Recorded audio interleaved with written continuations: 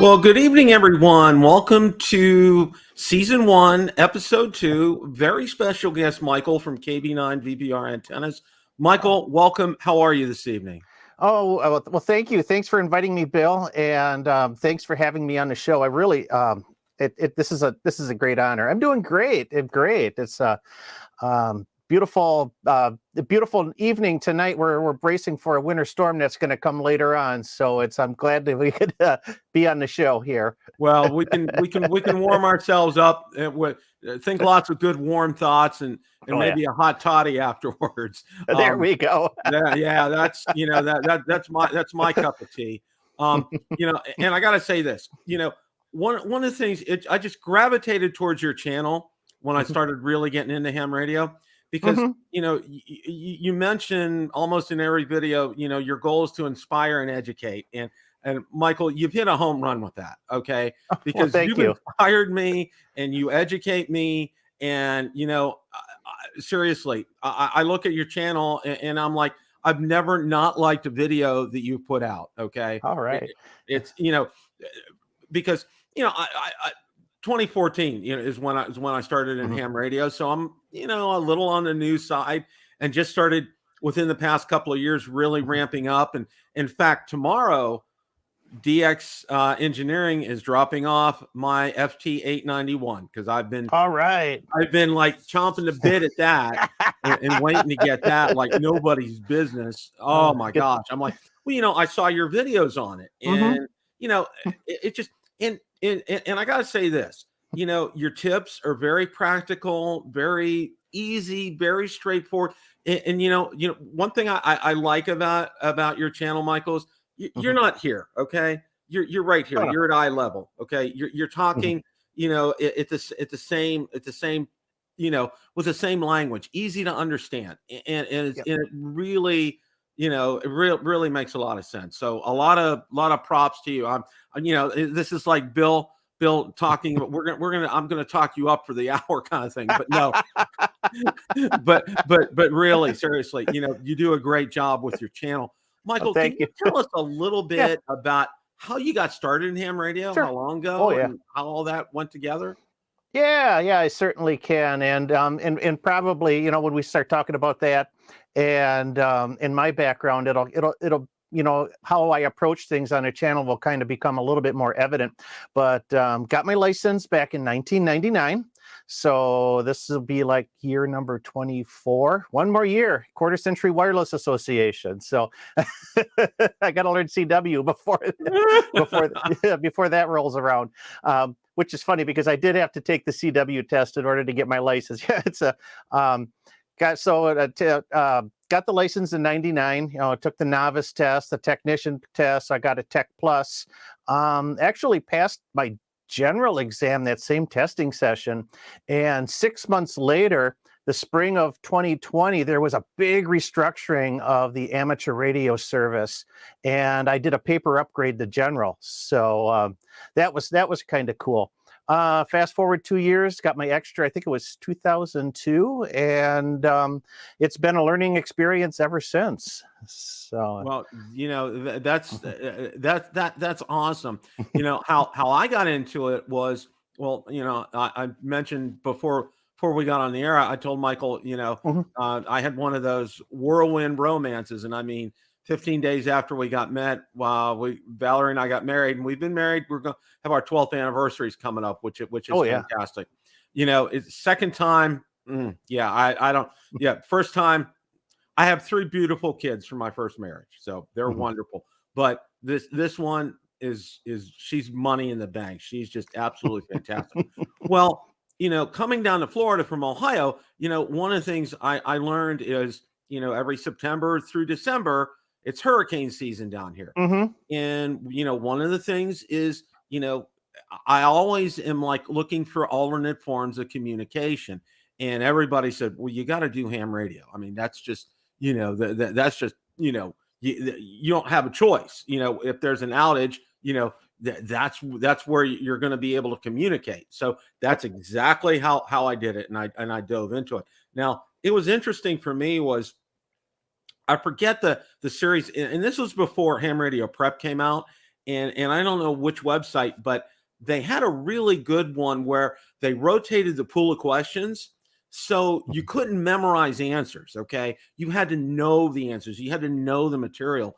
And it was so good, Michael. I really, really enjoyed it. So within a period of 9 months, I went from my tech to my general to my extra. I was like, boom, boom, boom, and Oh, got it wow. done right away. Yeah, and I think that emergency preparedness really attracts a lot of people to amateur radio. I mean, I probably, thinking way back to my childhood, I got my first inkling of the hobby when I was like 10 or 11 years old. I got a world band radio and started listening to that, and I thought, well, it'd be kind of cool to get my ham radio license. And I checked out a book in the library and I read that and I said, well, maybe not right now. Fast forward about another 15 or so years, or I don't know how many. It was mid 1990s. We had just a bunch of big thunderstorms roll through our community. And, you really didn't know what was going on. There's tornado warnings in the whole 9 yards. And after that, I decided, well, I'm going to go to Radio Shack and I'm going to get a scanner so we can listen to the police and the fire. And so the next time there's severe weather, we know what's going on.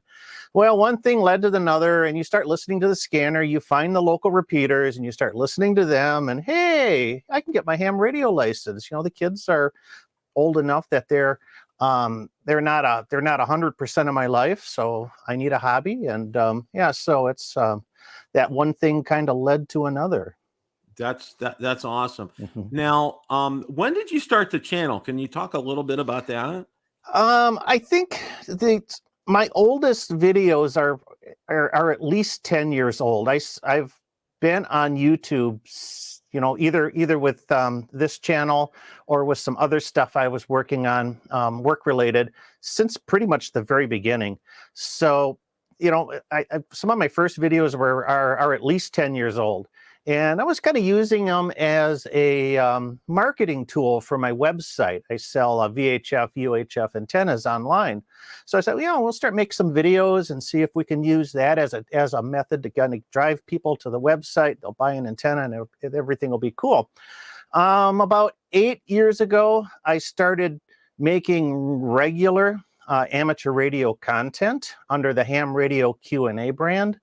And that's when things just kind of just started to snowball after that. I think I'm one of the first, I'm not going to say one of the first, one of the earliest amateur radio online content creators, YouTube content creators out there. So it's been a very long history of making videos. And I don't know how many hundreds, 400 or so videos later, That's we're here to today. Yeah. That's great. Well, just a little bit about me. I have I'll call it fairly successful drone channel. It's called Build a Drone Reviewer. And I'm at about 12,000, 13,000 subscribers. And I started that about 5 years ago. And my whole goal was to start a channel that in the drone community. I'm looking at these videos and they're great videos, but they're 25, 30, 35, 40 minutes long. And, sure. And one of the earliest studies that I did, with YouTube is, you can maybe capture people's attention 6, 7, 8, 9, 10 minutes. And after that, they're going to shut down. So my whole goal was to get the same amount of information out, but in a more succinct fashion. And I think I've accomplished that. And I have a successful show on Tuesday nights at 8 o'clock Eastern. That's really well received in the drone community. And, I got inspired to do this for ham radio kind of in the same fashion. But for me was, I looked at Scott's channel. I look at your channel. I look at several others. And, one of the things that really struck me was keeping it simple, keeping, getting to basics. Okay. And that's something that I really wanted to get across to my viewers and subscribers was, not necessarily always gearing it for a new ham, but if you're a new ham, you're going to find out that information that you want. And I think that's important. And, and also too, I also have a passion passion to help people get their amateur radio license, because I think that's and just a quick side note is, and I talked a little bit about this last night on my show, on my drone show, was how different the FCC is different from the FAA. Okay, they're like, I mean, it's like you would never believe that both of these entities are in the same government. Okay, and that's what I'm telling everybody. So I told them, for example, with the FAA, we had to get. I'm a Part 107 licensed pilot. Well, every 2 years, okay, you had to go back and pay $125 and take another test. It was called a recurrent exam. Well, finally, somebody got their head screwed on straight and said, you know what? We're going to make these online. We're going to make them free, and we're going to make them pretty much open book. So, the process is simple. And then guys' jaws dropped, Michael, when I told them. I said, well, yeah, I got my amateur extra in 2015. It'll expire in 2025. All I got to do is break out the checkbook, and send it to the FCC, and I'm good for another 10 years. That's all I got to do. And everybody's guys are like this. You don't have to do it. I said, no, nothing. And what the funniest thing is I've talked to several private pilots who I know, and they said that exam for the Part 107 for drones is you're taking part of the private pilot's exam, because a lot of these questions you don't even need to know as a drone pilot. So it's the federal government, and that's all I'm going to say. Yep, I get that. And I think that's kind of the neat thing of amateur radio, is that the licenses, once you pass the test, you're good. You're good as long as you keep up, the renewals and whatnot. Yeah. And it's we've got hams that are, they've been in it 50, 60, 70 years. And I find that totally amazing. It's one of those things you can pick up at a very young age and just let it grow with you, or you could be retired and have a new hobby. And it's such a it's such an all-encompassing kind of hobby. There's just like so many different little niches and whatnot. So it's the barrier to entry is not that overwhelming. No, it's not. And, in fact, I'm trying to gently tug on my wife and tell her, we can. Now, I told her, I said, I would pay for you to do it, and then I would get you your own HT afterwards. So I'm like pulling just ever so gently on her to kind of, because she's looking for some hobbies, because I'm going to be able to retire in a couple of years. She's going to be able to retire in about 4 or 5. So, and she's looking for other things to do. And I told her, I said, it would be so nice, because that way, we could talk to each other. If for some reason, cell phones go down or whatever, you have one, I have one, you would know what to do. And, and she, it's kind of bending her ear a little bit. So I'm getting there. I'm working on it. That's how my wife got her license. I mean, we had mobiles in the vehicles, and this was before, in the early 2000s, before everybody carried a cell phone. So it's you're on your way home and you need to pick something up or something like that, or order a pizza with the auto patch. We just you got your license, and so you could have those drive time chats. And, So that was exactly. Back then that was a big incentive for more people to get. Absolutely. Now is she amateur extra or general? No, just technician. Just technician. Okay, that's good. And that's what I told my wife. I said, you don't need to go all the way up. You don't need that for what you'll be able to do with your technician. I think that's fantastic for you. Yeah. One of the things you mentioned, and as you had been talking, was about getting a radio and listening to shortwave, and I did that while I was growing up. I was about, 11, 12 years old, and my parents got me a nice 9-band Radio Shack radio for my birthday. And I'll tell you what, Michael, I was enthralled. I was out in the backyard. I was listening to things over, and I go, do you know where I'm listening to? I would tell my folks, and they were just like mesmerized. Okay. And I said, come here and listen to some of this. And it was amazing. And it kind of really captivated me at that point in time. I still like shortwave listening. I mean, it's not like it was years ago. There's still stations out there, and you can tune around the dial. And we keep a little shortwave receiver in our camping trailer. Sometimes you pull it out and see what you can find around the campfire. And it's I loved it as a kid, just tuning around those bands, and all of a sudden you're listening to Radio Free Europe or Indonesia, or broadcast and all of this weird stuff. And I found it amazing. Voice of America. I love listening to Voice of America. Yeah, I did. I did too. So your shack, can you tell us what kind of equipment you have in your shack? Sure. Oh yeah. And really it's I don't have I mean, I've over the years I've collected a lot of bits and pieces, but overall, I think my my entire station is a pretty frugal setup. For the longest time, I was running with my first HF rig was the ICOM IC718. They talk about the longevity of this radio. I think they still make it today, but I got that thing back in 2002, and I used that for almost 15 years until I upgraded. I got my 891, maybe four years ago, I think, and it replaced the 718, and then 2 years ago. 3 years ago, 3 years ago, I guess it was.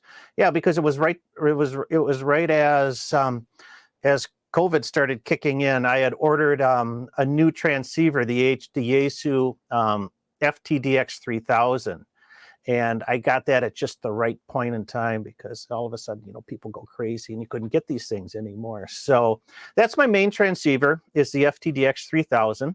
And I still absolutely love it. It's after 3 years with it, it's it does everything I want it to do, and it's got beautiful receive. So it's just a great transceiver.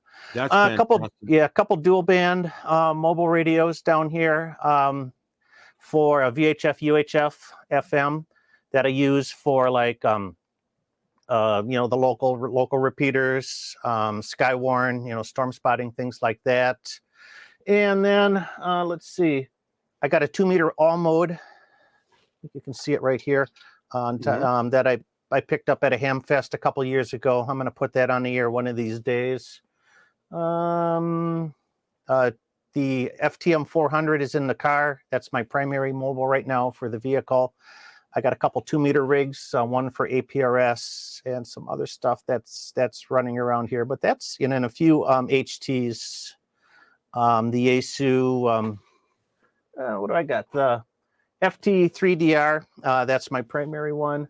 I got the old school VX8R. Okay, wow. I love this thing. It still works. And the nice thing about the 8R is that the batteries are interchangeable, so I don't have to worry about that whole line uses the same battery. Antennas, a dual band stick up on the roof for VHF, UHF. I've got a couple of my J poles that I run for miscellaneous VHF stuff. G5RV over the house. I live in a residential neighborhood, so I am pretty constricted about what I can put up. Standard 60 by 120 foot lot with 3 big trees in a backyard and utility cables all over the place. So it gets difficult to shoehorn antennas in. So I got a G5RV, and then this last winter I built a 9-to-1 Unin, and have got a non-resonant random wire running just along the edge of the property that's up in sort of a sloper configuration. The box sits into the wife's garden beds, and then it goes up. There's a tree way on the back corner of the lot that I got the tip up at about 30-ish feet. So that random wire I like a lot. Just yesterday, a friend of mine, Dave White, KZ9Vs, he's been in Hawaii, and we finally made a 10-meter contact on FT8. So great. So that antenna works. So and I gotta say this, Michael. One of the things, and my wife goes, what, I understand you need your transceivers and your HTs, Mhm. but why do you have? She goes to me, why do you have so many antennas? I'm like, I told her, I said, I'm an antenna junkie. And it's like, she said, are you trying to set the record in collecting the most amount of ham radio antennas? I'm Yeah. like, I see a good antenna out there, Michael. I'm like, okay, yeah, it's coming to Bill. Okay. I was just Mhm. like, boom. It's like, okay, for example, somebody told me about Ed Fong and his J pole. Okay. Mhm. And then I watched Josh, and he did that, and I'm like, you know what, sold, done, okay, and I'm like, okay, it was like, I put that on an HT, and it's just like nirvana, okay, compared to even a signal stick, okay, because Mhm. Oh I'm yeah. like, oh, okay, I got a signal stick, this is great, we're gonna have, and I go out there and I can barely pick up anything, okay, and I'm like, so I take that Ed Fong and put it up there, I'm like, oh my gosh, it's like night and day, I'm like, wow, you know just little stuff. Well, the one antenna that's really knocked off my socks because of its versatility Mhm. is the Impasse 2.0, the Chameleon. Yep. Just because you can do so many things with that. I'm like, Oh yeah. and everybody's like, oh, the price, because it's around $600. But let me tell you what, you get what you pay for. Oh yeah, And absolutely. Yeah. That thing it's is just, like it's like the Swiss Army antenna. So it's I put up my my meter, and I'm looking at the SWR. I'm like, oh my gosh, this is just, and I only had one radio out, and I'm looking at this, and my wife's going, why are you is your tongue hanging out here? And I'm saying, because I said, this is amazing. I said, she said, and I'm telling her what the numbers are, and she's like doing one of these, like, what's okay, whatever you have to say on that. I'm like, okay, but no, one of the things that I'm looking forward to. Now, I did have the Yaesu FX8 DR. I had it, and I got it too early as far as getting my license, and it Mhm. overwhelmed me. Okay, it totally overwhelmed me, and everybody was saying you're going to get overwhelmed. No, no, no, no, no. So I sold it, and it was one of the ones. It's one of those ones I so seriously regret selling. Oh All yeah. right. Well, unbeknownst to me, I'm going in there and I'm looking for ones. Well, there's a couple of Chinese companies that have some knockoffs out there, and it looks exactly like it up the front, but it's not multi-band. It's like, Yeah. oh, and they're like 50 or $60, and I'm just like, no, we're not going there as far as that's concerned. Oh, But this yeah. I'm looking forward to getting the 891 and diving into the menu system because, uh, uh, that's one of the things about Yaesu is I'm like, well, let's see. Professionally, I've been in IT for 30 years. Mhm. So I'm used to going into menus and things like that. But one of the things that I got was that nifty guide because, somebody said, will really help, especially since, Yaesu, especially their transceivers are really menu driven. You need something like that. So I went ahead and I got the nifty guide with it. And I'm sure that's going to be a godsend. Yeah. I haven't used the Nifty guide for the 891, but our club has got a the Kenwood TS2000, and that's another one of those rigs that's like the panel looks like an aircraft, an airplane. So it's just controls everywhere. And it came with the Nifty guide, and that has been for a radio that you maybe touch once or twice a year. It's a godsend. So Oh, those yeah. books. So I could, from my experience with that, those books are really well written, Yeah, and they that'll. did a good job on Mhm. that, and that's what I tell people. That's one of the things that I encourage people. If you're getting something like that, is Mhm. to get that kind of a guide. Now, one of the best advice I got early on was somebody told me, and I'm going like, oh yeah, QRP, that sounds great. Time Yeah. out, okay, right away. And I've told this and I try to preach this to everybody that I know. I said, if you're a new ham or a relatively new ham, do yourself a big favor. wait till you get 2 or 3 years of experience before you even consider doing that, because Michael, it can be the most frustrating thing in the world to a new ham. Oh, absolutely. And that's, whenever I talk to a new ham and they ask me, about a transceiver they want to get, maybe they just got their general and they're looking to kind of, dip their toes into it, and they see these inexpensive QRP radios, like the Zygu, it's $425, $450. And then I say, well, it's nice, and QRP can be very enjoyable, but it also, when you're just starting out on the HF bands, it can be extremely frustrating. And I think you kind of you make that point exactly, is that get something that you can go barefoot on, 100 watts, a nice a nice antenna. It doesn't have to be a fancy antenna. I mean, my first antenna was that G5RV, and get on the air so that you can make a little bit of noise and people can hear you.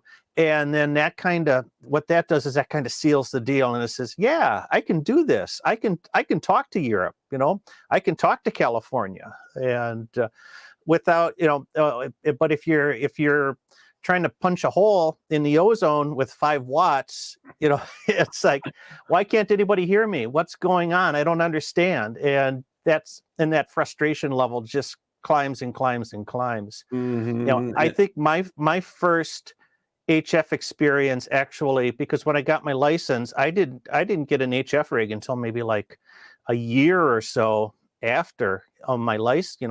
I've been on the air with VHF and UHF. My first HF experience was field day, and somebody put me down in front of the club rigs and said, here, start calling CQ. What the heck am I supposed to, what do I know about this? Oh, just trying to turn the dial and find some, make some contacts. I spent 18 hours there.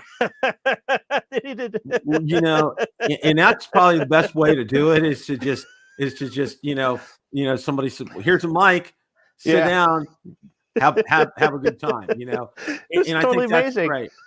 Well, it sounds like you have a good club that you're around.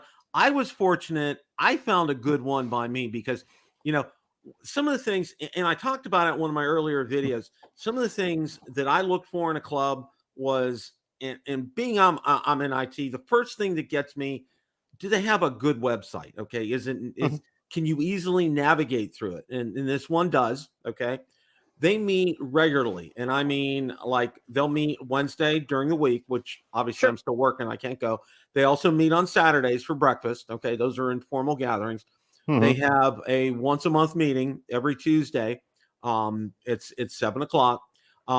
They usually have at least 2 or 3 active family friendly activities every month. Okay. And they really promote, they promote, study, education, and, trying to encourage others to get into the hobby, which I think is fantastic. And one of the other things that I really like what they did was you were able to send in your applicant, do everything completely online, including, Oh, wow. pay for your dues via PayPal. So, it gravitated towards me, and, I found out where they meet, and it's fairly close. It's about 10 miles, which is fairly close, because I'm about 20 miles outside of Tampa.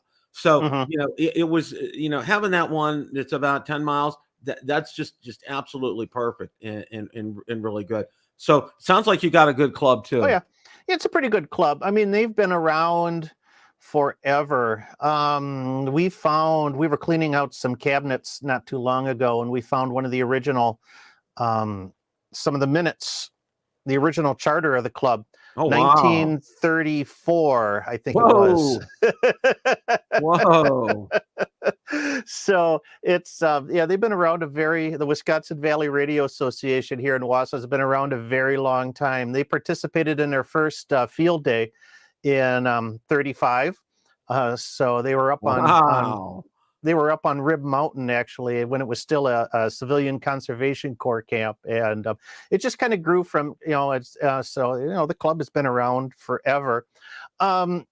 It's a general activity club. We usually meet monthlies. We have a weekly net on our club's repeater, just a sort of a swap net, and we try to get other activities, going. To kind of keep people's interests. But, what I've found with clubs is interest levels, they kind of swell and they kind of wane, swell and wane. It just depends on who's, you'll get some people that'll be gung-ho for a while, and then they kind of get busy with other stuff, and then things kind of just come down again. Then you get another group of people, then it goes up again, then it comes down again. And I've been through that. When I first got my license, I was like 30 years old. And I know, today you talk to people, they say, well, I'm a young person. I don't want to go to a club full of old people. And boy, when I went to I went to my first club meeting, everybody was twice my age. So, I had I guess, I had the motivation to make it work, and I got to know people, and they were really, and everybody was pretty cool, and I've kind of forged some very long friendships for other hams, from the club. So that's important, and it's important to if you want to call having a mentor an Elmer. I never really warmed up to the term Elmer. It's more like mentor for me. And, because I've had several mentors in my life. Okay. And they've all had a profound impact upon me. And, there's been quite a few people that have been really good to me, like with ham radio. I'm going to have Steve on next week from Temporarily Offline. Sure. And they had he and Smoking Ape and the other two guys, they had me on a couple of times. And one of them was to talk about drones and ham radio. And I'm going like, okay, well, this is good because there's several instances where I told them, and I showed some video. One was you can use a drone to inspect a tower, which, you don't have to climb up the tower. You can get real close-up pictures. You can see some things and know what's going on with that. One of the other ones was, and this was a DJI Mavic Mini. It's their smallest drone. Was somebody took, tied some wire at the end of it, took it about 150 feet up in the air, and lo and behold, they hooked it up. I don't even know what radio they had. They hooked it up, and they were making contacts as long as that battery lasted. Which was, I was laughing my head off. It was so funny. I just was like, great. And the other video was, and I absolutely love this. This was with a DJI Phantom 3. It's a little bit of an older drone, but somebody bought a release mechanism off of Amazon and hooked it up to their controller. And what he did was, and you know where I'm going here. Okay. They had the paracord and they had the counterweight or the ball that you normally would throw up over a branch. Well, they pointed the gimbal of the camera down so they could see where they were over the tree. And then he hit the release mechanism. That thing dropped all the way to the ground. He goes over there, boom, your antenna's up in the tree. Done. Oh, wow. And I told my drone buddies, I'm like, that's going to happen one of these days, sooner or later. There you go. That really inspired me. But I really like Steve. I like his channel, and I don't think there's anybody else quite like Steve on YouTube, because he's so into do it yourself. He does such a great job at that. Okay. And he explains everything and he demos everything on there. And I just absolutely love that and had a great time. I was on their show a couple of times, and I'm looking forward to having him on next week.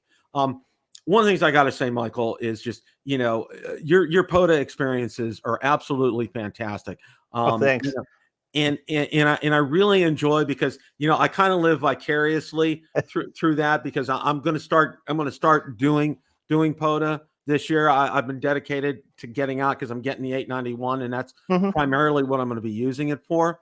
And it seems like you have up in Wisconsin just an abundance of parks up there. I mean, really, it's like a POTA playground up there. It can be. Yeah. And I think, in the upper Midwest, it seems like we're not, things are a little bit more compact. So I know, Michigan's got a lot more parks than Wisconsin does for some reason, but still, being kind of centrally located in the state here, I can get most anywhere, within 3 hours. So it makes weekend getaways super easy. 3.5 hours, I'm up in the UP, and there's another whole raft of parks. For 3.5 hours, I'm in Minnesota, and if I want to explore, and we're kind of, and that's one of the things we're looking at. We're planning the wife and I are planning our season, and where are we going to go? What are we going to see? How can we sort of spin this thing? And so there are a lot of opportunities, which is really a nice thing. And I think that's what I've kind of built the channel as, is sort of a ham radio lifestyle channel. Because I could sit here as like a talking head, and I could just regurgitate stuff that I've researched and done or whatnot. Or we can get out and we can do something, and we can have a lot of fun with ham radio, and be that inspiration, that sort of lifestyle thing. Well, and one of the things this is build up Michael hour. So yeah, you're gonna be hearing that until we sign off tonight. But another one of the things that I like that you do, Michael, is okay.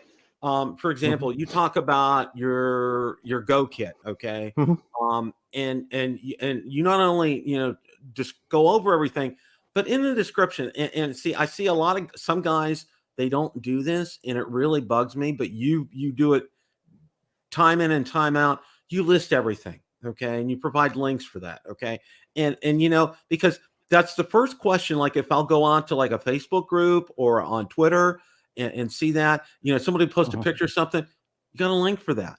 Where can I get that? And you put them out there, and kudos to you for doing that, because that's so frustrating, because somebody will, what, I really like that idea, and then where did he get it? Yep. And you're trying to find out, but you already have everything there, which is fantastic.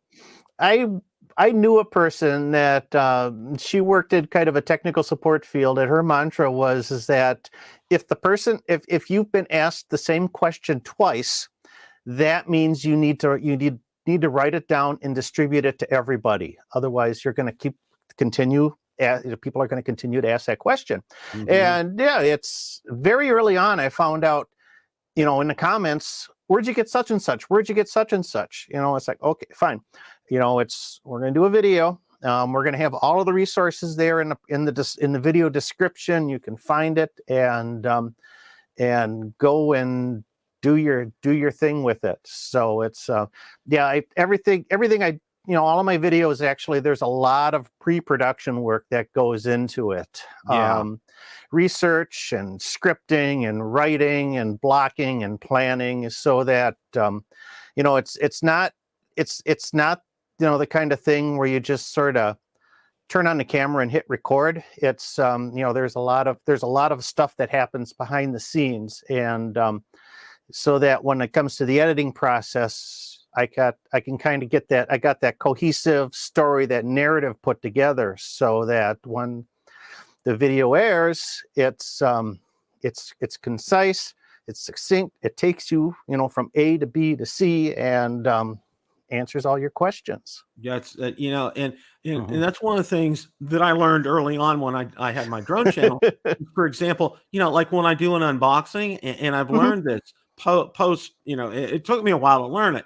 But what I'll do is I'll completely film the unboxing, but what I won't do any audio, okay, and I'll add the audio afterwards, because that way, if I have to edit a part out, if my box isn't getting open, or I can't get this out or something, people aren't seeing me scrambling doing it or hearing me. Okay. Oh yeah. And it makes it very cohesive, very fluid, and it's straight through. And people like that. That's the kind of thing that people like, is to have that. And one of the things I found out early on in doing content creation was, your video quality is so important. And but what's equally important is your sound. Okay. Oh yeah, Um, absolutely. you know, and that's why I have a nice Blue Yeti microphone right here that I've used for at least 5 years, and the sound quality on it is just fantastic.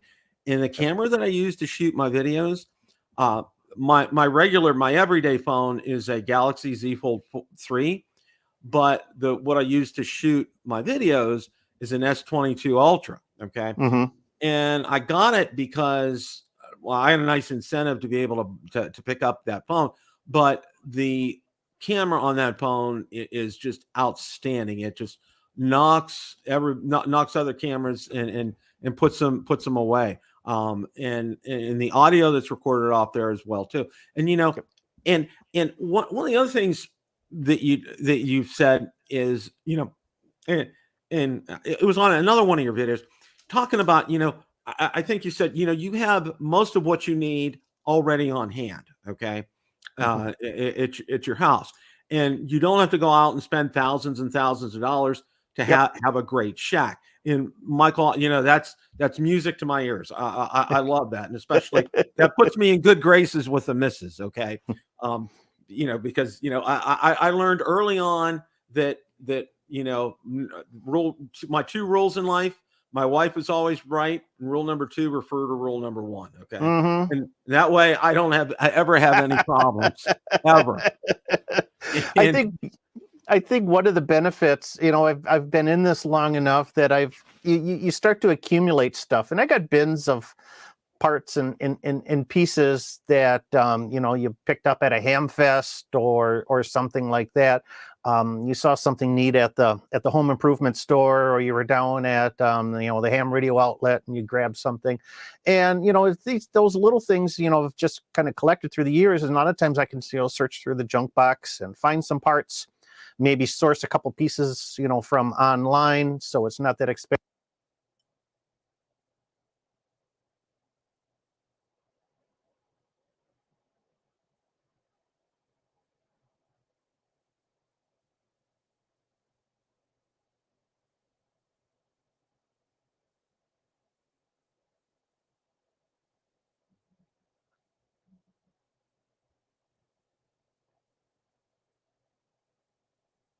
I don't know if you can hear me, Michael, but your audio cut out.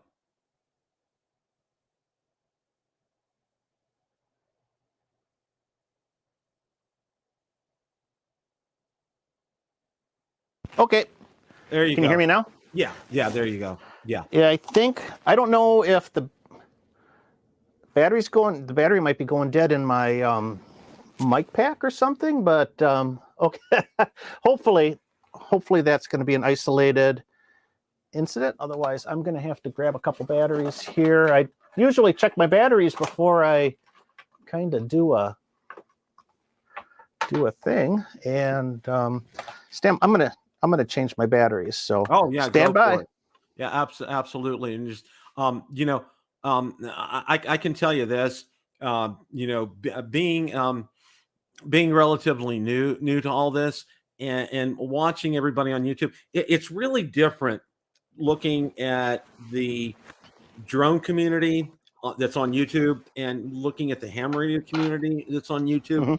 It's like it's apples and oranges. It's completely different, because the drone community, for example, right now, okay, 2 years ago, I would put out a video, easily get 10 or 15,000 views on it without breaking a sweat. Okay.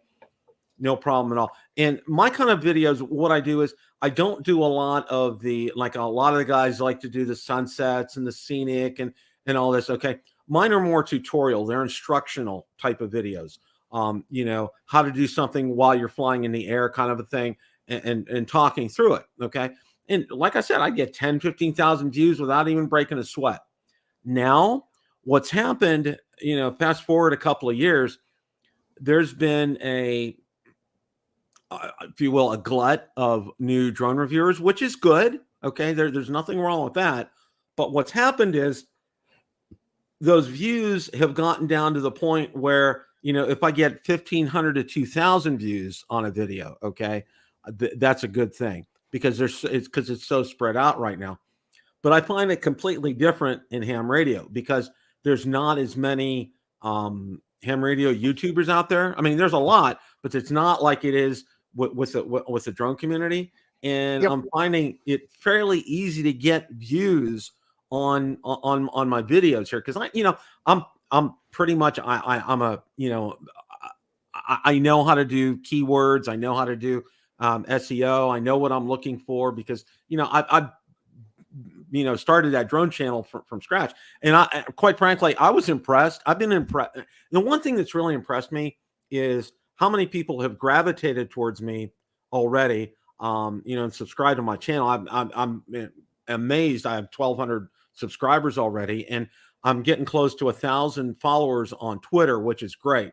That's where my biggest following is out there. And one of the things, and I think you probably know this as well too, one of the things that really helps drive my channel, my drone channel, and is driving this one is social media. And that's one of the things that I did was, I got started with social media with Ham Radio Basics before I started the YouTube channel because I wanted to get a presence out there in the community. And I'm so glad, like Steve had me on a couple of his shows, which really helped get me started and getting my face out there and getting people to know me. And it's really kind of snowballed in a good way. And I can't underestimate, and I tell people, you can't underestimate the value of, putting good content out on social media because it really helps drive people to your channel. Oh yeah, absolutely. And that's, yeah. And like I said, I've been on YouTube for a long time, and I was, I've kind of, I've done a lot of freelance work in online marketing, social media marketing, and stuff like that. So I've had a lot of those tools in order to kind of build that social following and build the website and get the views like that. But it's all kind of integrated. But to sort of get your name, your brand, your recognition out there. But like you say, about how the drone community is so much bigger. Amateur radio is a lot smaller niche, and I've seen there's a lot of people, they're producing content, and there's a lot of great content out there, and that's great to see. And I think that to be a successful content creator, whoever you are, it's not so much of imitation or mimicry, but you really want to have that unique selling proposition. How are you different than the other person doing the same thing? And that's something I've learned early on in marketing is to be able to, have that pitch, your elevator pitch, what's unique about your channel. And that's why I always come on there and say, we're on a mission to inspire and educate the amateur radio community. This is what you're going to get from me. And then I deliver on that message. And that's really helped me kind of hone my communication style, what I want to say and how I'm going to present it. And it's made all the difference in how I sort of approach my channel. You talk. Yeah, go ahead. Go ahead. Yeah, you talked about the equipment or gear. I probably have I probably have more production gear than I do ham radio gear at this point. So we're using I got a Panasonic Lumix Micro Four Thirds camera here that we're using. I got a second one, my older one that I use for if I need a separate camera. Wireless microphones, when the batteries work. But the nice thing about these packs is they take the AA's, so we're always prepared on that. Other microphone, I got other microphones, short shotguns, things like that, because audio is very important, and I always want to make sure that I've got the best audio production that I can deliver to my viewers. So. Despite the dead battery. That's no problem on that. So what's one thing that you want to do in ham radio that you haven't done? I've kind of played around with a lot of things, but there's still some stuff that I really need to kind of, get back to or achieve. And I think one of them really is get reacquainted with CW. I learned CW 24 years ago when I took my test, and I haven't really used it, and I kind of regret that in a way. And I'm slowly kind of working myself back into it. I got a couple people that are sort of pushing me, so it's kind of hold my feet to the fire sort of thing. So hopefully I could get proficient enough so that by this summer we'll have some totally CW activations. That would be really, really fun to do. There's things that I haven't really experienced at all. It's like microwaves. I haven't worked on the microwave stuff. My buddy Joe, he's been doing a little bit of microwave stuff. So maybe I can kind of ride his coattails and learn more about what happens way up there in the nether regions of the spectrum. But those are two things that I'd really like to kind of get, dip in a little bit deeper than what I have done so far. Yeah. And well, one of the things for me is I really haven't gotten into digital at all. And I'm gonna start that this year. That's definitely one thing. Probably in a year or two, I'm probably gonna start CW, because I know, it's like, I want to have a certain comfort level with a lot of other things before I get into CW, because I know I've talked to several people, and so it's its own little beast. Okay, it's there's some ways of learning it, and I think there's a club out on Long Island or in New York. They're real good at that. That's what a couple of people have pointed me in that direction. So I'm probably going to gravitate towards that. I've been dipping my feet in and taking a little bit of a look and watching some of the lessons and everything. And I said, I think that's something I can do. But what my goal is, probably when I retire, because I'm not going to say I'm going to have more time on my hands, but I will. But it's like, okay, I'll be, I won't have my head filled with IT type of stuff anymore. It will, I'll have that headspace to occupy myself and to do things. And, one of the things, everybody, like, I remember my dad retired. He was a school teacher. He taught art, and he retired after 40 years in 1981. And everybody's going to go, oh, what's your dad going to do? And I'm going to tell you, I said, look, I said, he's got it lined up. I said, number one, he loves to golf. Okay. Number two, he was a World War II veteran. So his ship had reunions every year for at least 10 years that he had gone to. He went down to their church and he did arts and crafts with a lot of the seniors down there, because he was real big as far as an art teacher into arts and crafts. And he cooked at home. He loved to cook at home. And my mom was still working at the time. I told him, I said, Dad, I said, you got it made in the shade. I said, you're able to do all that. And I said, Mom's not around you. How'd you luck out?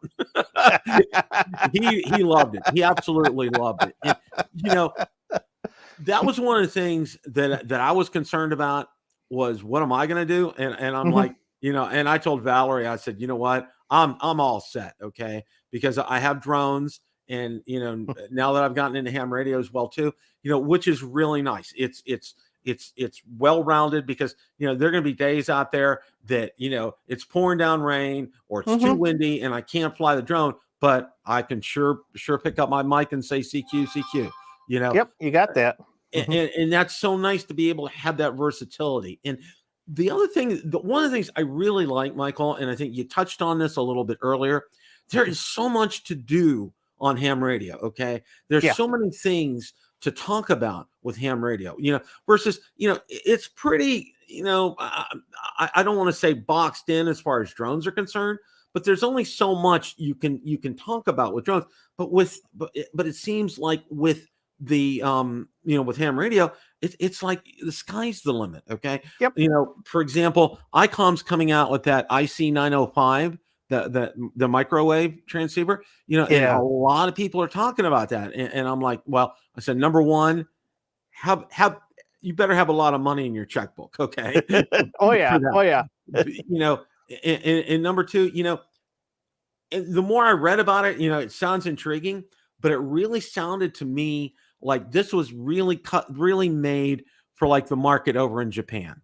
From a lot of what I've been reading about it, because I had a couple of guys ping me about it and, ask me my thoughts. And so I told them, I said, here's a couple articles, but, one of them was saying, this is kind of geared more towards Japan, but if you want to get into it, understand, you're going to drop some good coin Oh yeah. for something like this. Okay. Mm-hmm. And, and what really can you get out of it? Because, are there a lot, going to be able to use this in the United States? It just lends itself to a lot of questions, but that's neither here nor there for me. And, and really, really the microwave guys, what they want and what they really desire is just a good all mode VHF, UHF that will, that has like an IF output so that they can run their transverters and get up to 5, 10, 15 gigahertz. And exactly. it's not an all-in-one box for them, but they'd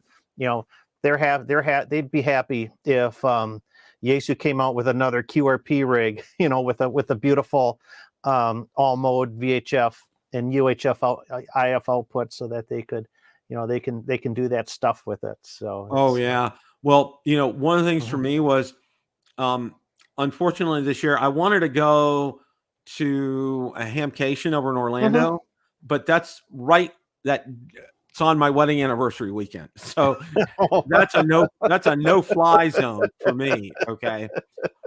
But what I'm planning on doing is I'm planning on going to Hamvention up in Dayton. Okay. And what's really interesting is where they hold it, it's in Xenia, Ohio. I'm sure you've heard of Xenia. But what's real interesting is my two older children, they went to college right next to Xenia.